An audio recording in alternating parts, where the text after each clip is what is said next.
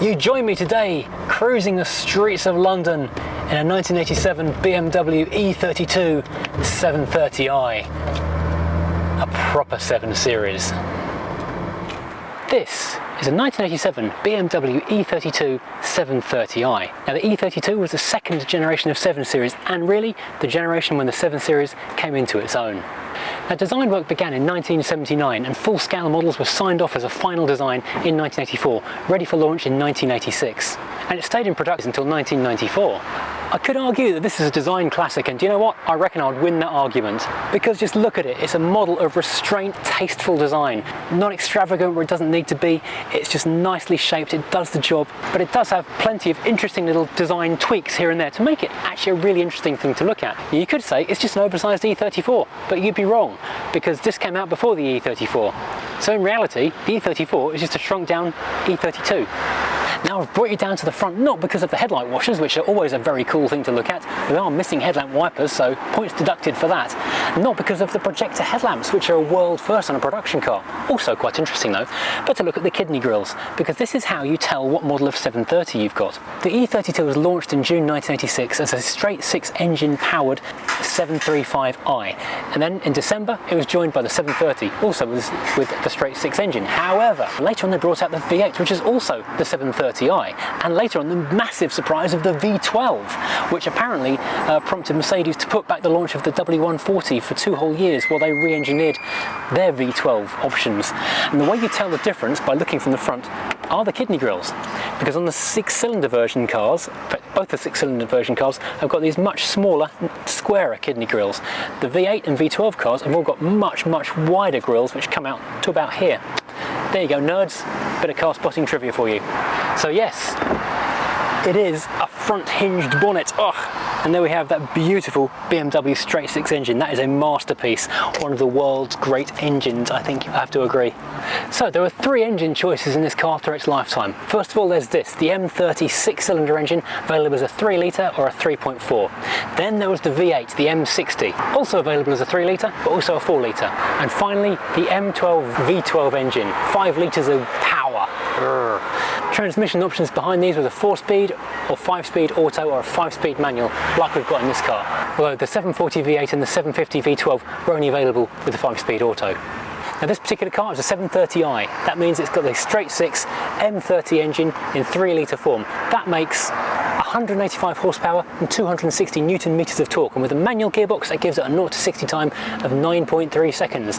It's about a second slower with an automatic, and it will carry on up to 138 miles an hour. Those are some impressive numbers, but they are the least impressive in the range, because the V12 was artificially limited to 155 and would do 0 to 60 in 7.4. That made 295 horsepower and 450 newton meters of torque, which is a lot.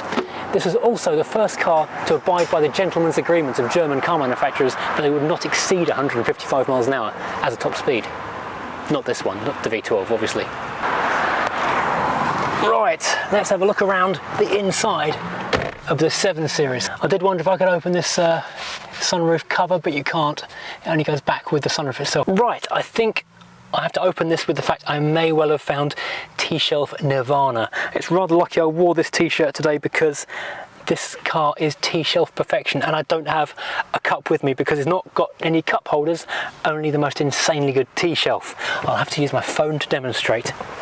Now, I will open this up by saying, first of all, quite often when I talk about T-shelves, I get comments from people, I'm going to use my nerd voice here, oh, we didn't used to have cups of tea all the time, we didn't have coffee all the time, we couldn't drive more than 5 minutes without having a cup of tea. But you had picnics, didn't you? You drove to places and put cups of tea on the dashboard, and that's what a T-shelf is. When you are stopping to enjoy your car at a car meet, at a beauty spot, you're going off to do like incantations to raise the dead, I don't know, whatever you're doing, whatever you're going to be up to, you want someone to put your cup of tea. Now look at this. First of all, the massive T-shelf here. This is immense.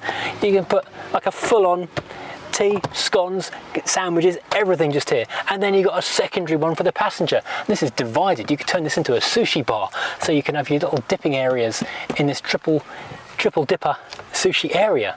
Wow, this thing is amazing. Those Bavarians, they really think things through.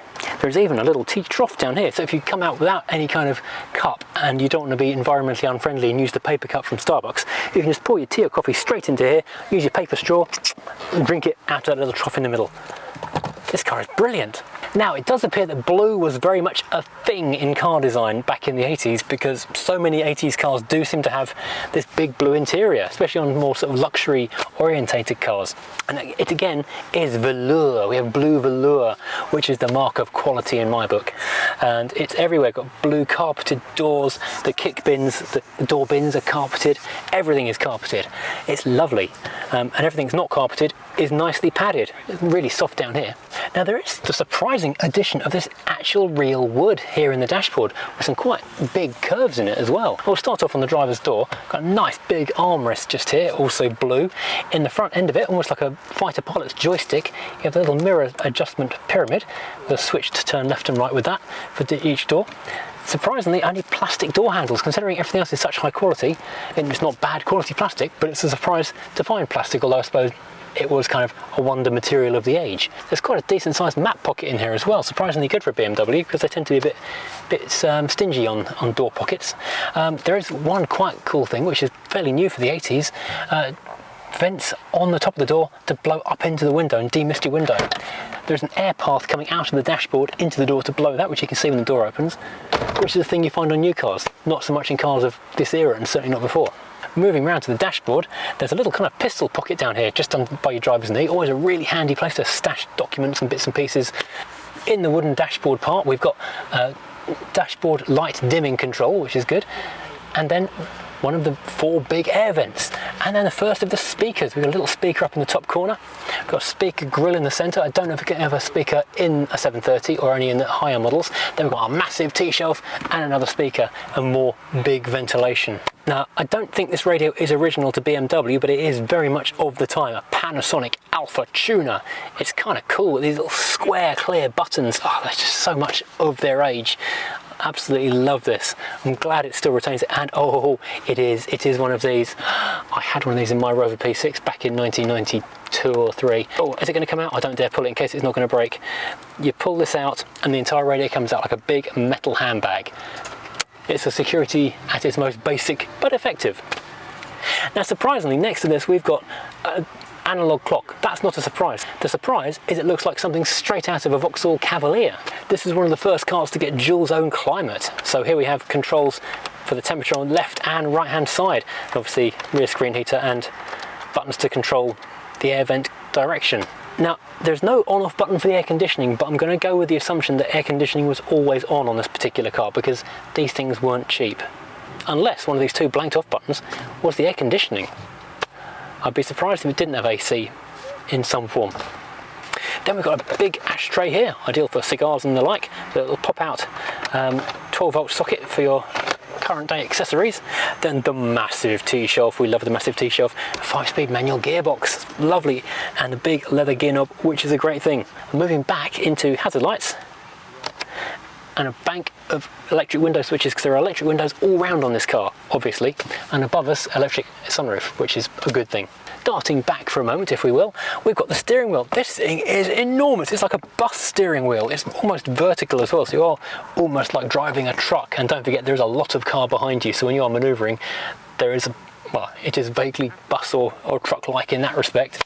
It's quite nicely sculpted. It's not a leather steering wheel as you might expect. It's just like a big kind of a rubbery thing. Should do a horn check. Oh, we need ignition for horn check. Oh, that's a very loud ping. This car has done 125,000 miles, and apparently it's all original. Wow, that's a proper horn. That suits this car. That really does actually really suit the car's character with that blasting horn. And the dials behind your steering wheel are perfect BMW 80s dials, those big, crisp, up to 160 mile an hour speedo, redlining on the rev counter at 6,250 RPM, and we've got the swingometer for fuel economy, settling at around 60 or 70 when it's turned off, and dropping down to 10 for when you're really hoofing it. They've got a little bank of lights underneath that. We're all hidden behind black plastic right now, so we can't see what they are. But then this is really cool. The light switch is a little vertical sliders left and right of the dials. On the right hand side is off side lights, headlights, and on the left we've got fogs. First we go up from off to front fogs, and then front and rear together. The seats aren't electric, which is sort of a surprise being a car of this nature, but then being mid-80s is not necessarily a surprise. You do have a series of big handles, which mean you can move the car seat to virtually wherever you want it to be. Now, legroom is good in front of you, elbow room and arm room is good, headroom is good, but knee room is surprisingly cramped because the centre section is enormous. So I don't know what gearbox they were putting in this, because clearly it takes up a lot of space on some models. Let's have a quick look in the back. We have a lot of room in this car, and this isn't even the IL, the long wheelbase version. This is the standard version, although the headroom is impinged slightly by the fact the headlining is starting to peel away a bit from the ceiling. A bit of crazy glue wouldn't hurt. There is actually an indent above where the passenger's head would be, so there would be better headroom at this point, but it's not currently there. Right, we've got a big, squishy, comfy bench with headrests which can be raised up for comfort, and we've got a big armrest which comes out, which does have a button in the front, which means we've got a stowage box in there, all carpeted and nice. We love an armrest with a stowage box. There's not, in this particular car, access to the boot, as you might expect. We have to push the button to raise it again. That's interesting. In the centre, we've got a little kind of cubby storage tray for rear occupants. There's a pair of air vents in the back here, so one each side for the left and right passengers, and there's a little 12-volt socket with a cigarette lighter in it, and ashtrays in both doors. There's also mat pockets on the backs of doors and electric windows, and again the same nice wood and plastic door handles as you found in the front. We do have an absolutely huge parcel shelf and more speakers tucked behind little metal grills in the back there. Something I do find quite curious and interesting is the position of the outer edge seatbelt buttons, because the seatbelts come from the middle and buckle over here. So the seatbelt is in a plastic little recess just on the edge of the seat. For the two outer seatbelts, the person in the middle gets stuck with a lap belt, so they sit there. Yes, there you go. But there is lots and lots of room in this car, tons of knee room, tons of leg room. If there's two of you in the back, this is a perfect place for business meetings or being whisked executively to the airport. Let's have a quick shifty in the boot and then we'll get over a drive. This is very much like the Volvo 700 boot in that it's quite shallow but goes on for absolutely miles. So as long as your suitcases aren't too tall, you can fit a lot of them in here. I guess it's not really a kind of car designed for sort of practicality like an estate car. It's designed for looking impressive and driving comfortably, and part of that doesn't involve hauling kitchen sinks. Of course, I can't not give you a look inside the toolkit. Everyone's favourite part of a classic BMW. Look, this one's even got a BMW rag or cloth of some kind. This little plastic pictogram shows which car it came out of. You see these L-shaped taillights? These were a first on the E32, and it was a design tradition that carried on with later BMWs for quite a long time. The point of it was that the indicator was higher than the rest, making it more visible from cars behind, so kind of a safety thing. That's the thinking behind it.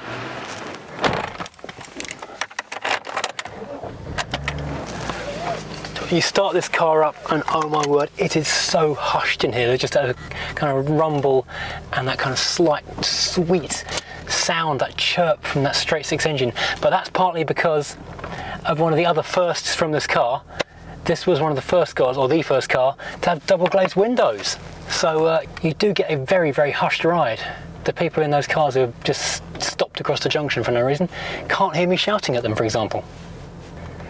Wow, let's get some air going because that's really warm in here now.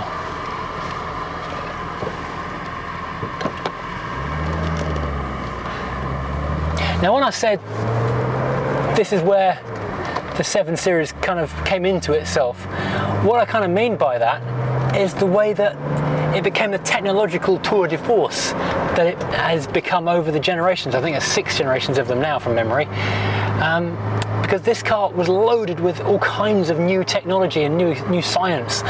It got electronic stability control, or ASC as it was called, although that was technically more of an engine cutting the power if it sensed it was losing grip, rather than what we know today as traction control working on the brake system. There was a long wheelbase version which gave you about 10 centimetres more legroom in the back, and in that one, and accessories you could have for the passengers, especially for the rear seat passenger, because this was driven by almost limo-like for sort of big executive type folks. You could have your in-car car phone, which is a big thing back in the 80s. You could have an in-car fax machine, which was amazing. You could have a second radio or a second radio control for the rear passenger to take command of the car's stereo system. Now, all of these cars came out of Dingolfing in Germany, all 311,000 of them, which was big numbers for something of a niche car, really. And on the road, you would expect something this big, heavy, large, to be a bit floaty and a bit vague, but it really isn't. The suspension feels tight. I mean, I'm surprised how tight it feels for a car of this age, this mileage, and just size, really. It's really smooth riding, and you do just kind of float along the road as you would hope and expect it to do. But when you turn the wheel, I'll crank it around this little lay-by here. We're in London, so I can't really go hooning down any side roads. It just feels so in control. Obviously the steering is power assisted, but it does still have that feeling of weight to it. In fact, all the controls, the pedals in particular and the gear shift, have got a feeling of weight to them. I've spoken before about driving E39s and said they always feel heavy, and the accelerator pedal always feels like you've got to kind of push it very hard to get any movement out of it. And people have said, oh no, maybe you've got a wrong one, maybe it's not right. No, this is how these things felt. They were heavy back in the day. There's a little bit of notchiness on this particular gear change. I wonder if maybe the bushes perhaps need changing. As I say, this particular car has had very little work in its 33 odd years of life. But that sound of that straight six is just glorious. It's just one of those wonderful motoring sounds. It does roll a bit into the corners, but it doesn't feel uncontrolled though. Almost the biggest sound once you're on the road is the cooling fan of the engine, that woo sound. It's like a big poltergeist in the engine bay. It's kind of truck-like in its own funny sort of way. Now the exterior of this car was done by chief stylist, and I'm sure I'm going to say this wrong, Ercole Spada, with the help of Hans Kirschbaum. And they were working under design director Klaus Luth, so this is very much pre-Chris Bangle, that flame edge design. I do like a lot of Chris Bangle's designs. His Alpha 145, some of the Fiats and things he's done just look absolutely fantastic. But yeah, his BMW stuff wasn't well received at first, and these cars which came before were so much more understated, so much more classy in their own way. This really is a cruising machine. It is just so comfortable to be in. These big velour seats are the best. Oh, we need to bring back velour, really, don't we? It's a shame where I am right now in sort of North London. I'm outside the congestion charge zone and the ULEZ and all that, but I'm far enough away from any kind of dual carriageways. I can't really put the thing through its paces, even on a country lane or anything. There's nothing like that I can enjoy the car on. So maybe in a way, it's a good thing that I'm in the 730, not in the 750, where I want a nice big, de-restricted country lane to enjoy it. Couple little curiosity things about the interior I've noticed while I'm driving. First of all, the stalks, the indicators and the wipers. They're big, kind of solid, triangular lumps of plastic, but on the end of little metal spindly tubes, which is quite curious. So you see that you don't really see the metal tubes unless the wheel's turned. Then you suddenly notice that they're kind of almost hovering. And secondly is how big is this transmission tunnel? It's absolutely vast. I mean, I'm 100% sure that the manual transmission doesn't need that much space. Oh my word, I've got a tiny front of a Fiat 500 for a shop front and a pizzeria just there. How cool is that? Crikey, it's warm today. There is a lot of technology in this car, but there's nothing like hill hold assist, all that kind of stuff. So you do the gearbox, do the handbrake by hand.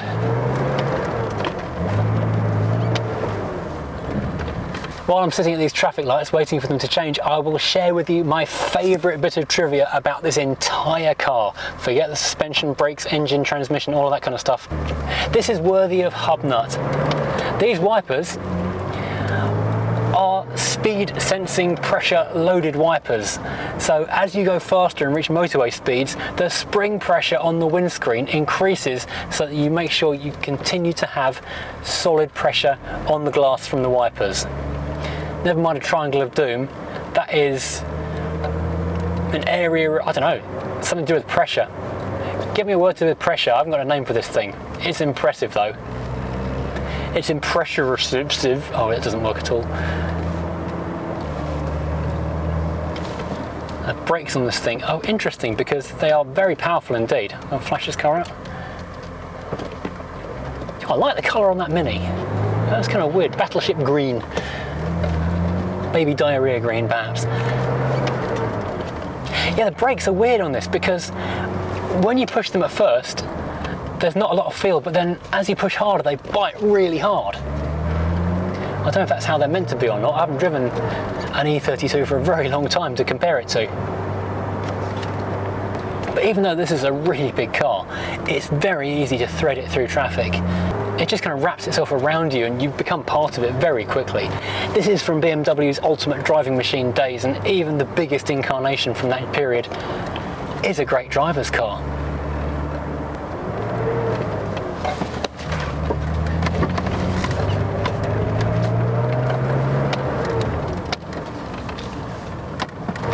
Oh, let's put the window down, it is boiling. Oh, nice little scimitar convertible. That's not a common car. Met the owner of this car in this part of London today, and there are so many classics around. It's amazing. I'm gonna have to come back and do just a day of driving the streets and looking at street living classics, because there are some awesome cars knocking around the place.